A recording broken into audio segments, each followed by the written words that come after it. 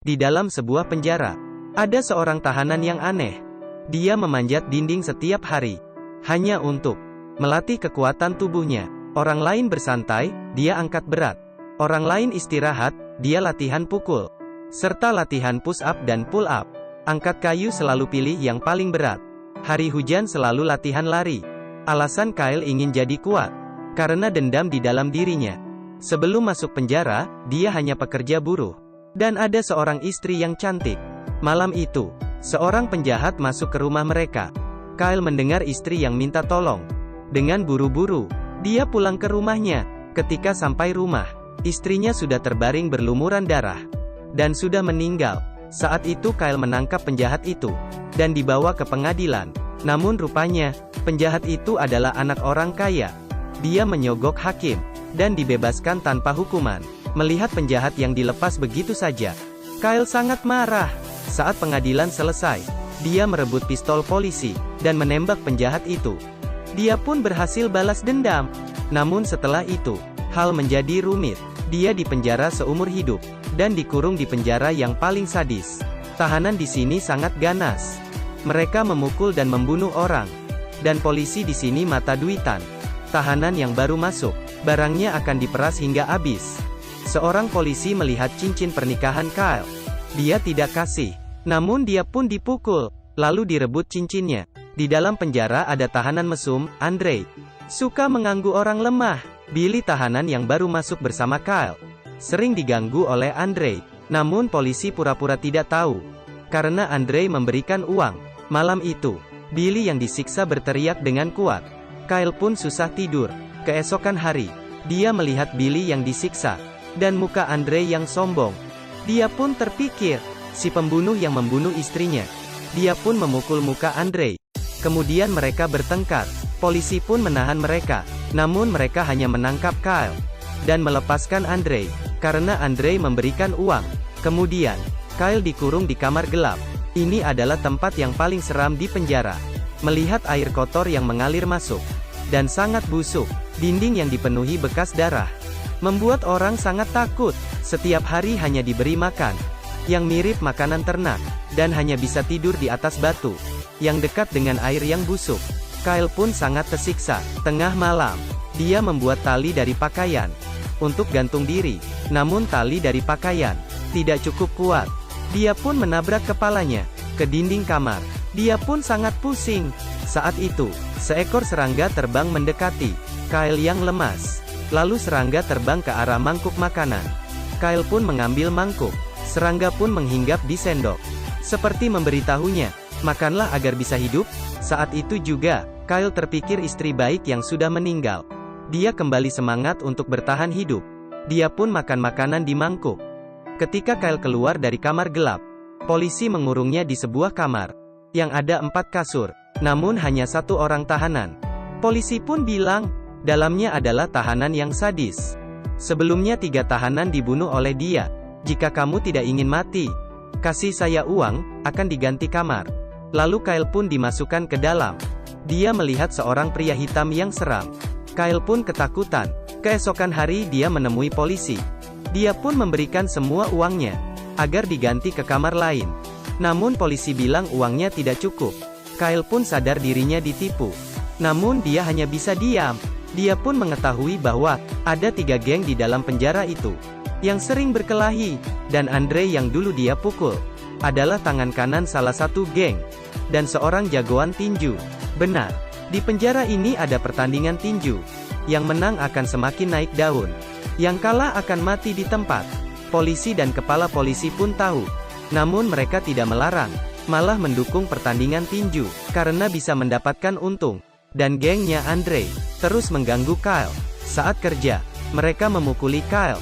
Polisi hanya melihat dan tidak melarang. Setelah itu mereka mengurung Kyle di kamar gelap. Pada saat hujan, air hujan masuk ke dalam kamar, membuat kamar tadi semakin parah. Akhirnya Kyle sadar dan mengerti, dalam tempat ini hanya kekerasan yang bisa melindungi dirinya sendiri. Dia mulai latihan, tiap hari manjat dinding, push up dan latihan tinju, angkat kayu yang berat, latihan lari. Setelah latihan beberapa bulan, Kyle pun bertanding untuk pertama kali. Lawan dia adalah musuhnya, Andre. Pertama-tama Kyle dipukul dengan kuat, lalu ditendang perutnya, dan dipukul terus oleh Andre. Namun dia masih bisa tahan. Lalu saat ada kesempatan, dia melakukan pukulan balik, terus-menerus. Andre pun melawan, pukul dia dengan keras. Namun saat Andre bangun kembali, Kyle terus dipukuli. Andre pun melempar dia dengan kuat, dan terjatuh keras di tanah. Lalu dia tendang kepalanya dengan dengkul. Kyle yang dipukul hingga hampir pingsan. Saat dia ingin bangun, ditendang lagi oleh Andre. Lalu Andre menyeret dia, dan menabrak tiang besi dengan keras. Saat itu, Kyle menendang bagian bawah Andre, kemudian naik di atas dia, dan menggigit leher dia dengan kuat.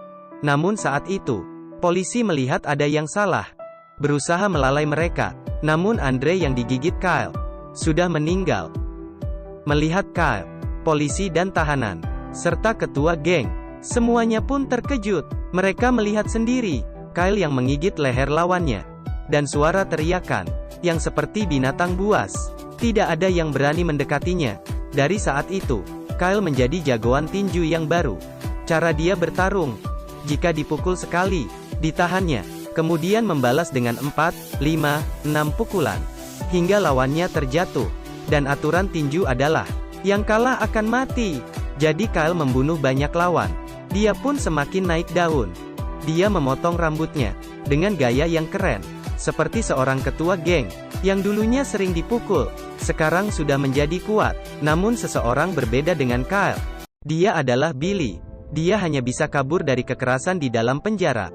Beberapa kali kabur, namun ditangkap lagi. Namun tidak putus asa. Hari itu, dia membuka pintu dengan kunci yang dia curi. Dan saat dia ingin mengambil gapit, polisi menemukan dia. Kali ini Billy disiksa dengan sadis. Polisi mengurungnya dengan pria yang kuat, dan disiksa hingga hampir mati. Sebelum Billy meninggal dia bilang, jangan berubah menjadi orang yang mereka inginkan. Kyle pun menyadari kesalahan dia. Dia mulai menolak kekerasan. Dalam satu pertandingan tinju, lawannya adalah tahanan yang membunuh Billy. Kyle langsung menyerah diri. Walaupun dipukul lawan, dia tidak membalas. Hal ini membuat ketua polisi merasa sangat malu di depan tamunya.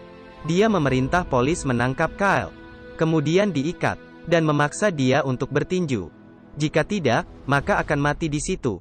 Beberapa hari berlalu, Kyle dijemur di bawah matahari, dan dimandikan di bawah hujan.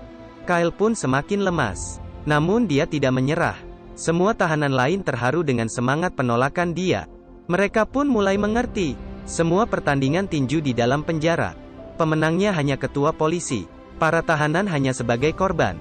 Jadi semua geng pun sepakat untuk tidak mengikuti pertarungan tinju. Kepala polisi pun sangat marah. Dari semangat Kyle, akhirnya penjara menjadi damai, dan polisi tidak berani membunuhnya. Jika dia dibunuh, dia akan menjadi pahlawan. Kyle pun akhirnya dilepas. Ketua polisi pun berencana membunuh dia, namun bukan dilakukan oleh polisi. Dia melepaskan seorang tahanan. Dia bertubuh besar, seperti seorang raksasa. Dia melepaskan ikatan dan mulai menyerang, serta memukuli Kyle hingga hampir cacat, dan mencekiknya hingga hampir mati. Pada saat itu juga, Kyle berusaha memukul pintu besi.